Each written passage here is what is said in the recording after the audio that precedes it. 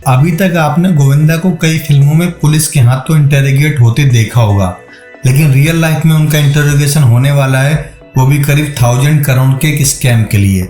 और इसके लिए ओडिशा क्राइम ब्रांच की जो आर्थिक अपराध शाखा है, जिसको EOW बोलते हैं, वो गोविंदा से पूछताछ करेगी, वो भी कड़ाई के साथ। बिकॉज मामला है 1000 करोड़ के घोटाले का और क्रिप्टो पोंजी स्कैम से जुड़ा है पूरा का पूरा तार। क्या है पूरा मामला, लेट्स फाइंड आउट। एक्चुअली इसमें सोलर टेक्नो अलायंस यानी STA कंपनी का नाम आया है और ऐसे एलिगेशन लगाए जा रहे हैं कि STA कई देशों में क्रिप्टो इन्वेस्टमेंट की आड़ में घोटाला करती है। एक्चुअली STA से जुड़े मामले में गोविंदा से पूछताछ की वजह यह है कि गोविंदा भी इस कंपनी के एक कार्यक्रम में मौजूद थे।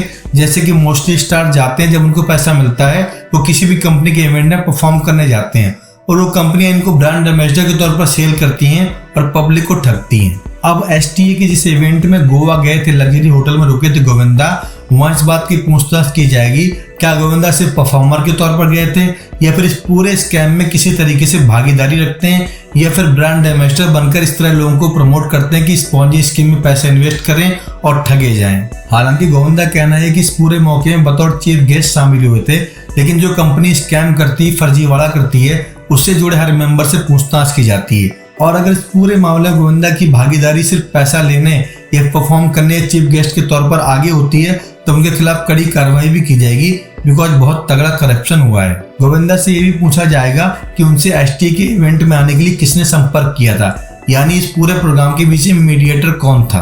बहरहाल कहा जा रहा है कि स्पॉन्जी स्कीम के तहत नए लोगों को जोड़ा जाता था, स्टार्टिंग में इन्वेस्टमेंट का रिटर्न अच्छा देते थे, बाद में सारा पैसा लेकर रफू चक्कर हो जाते थे।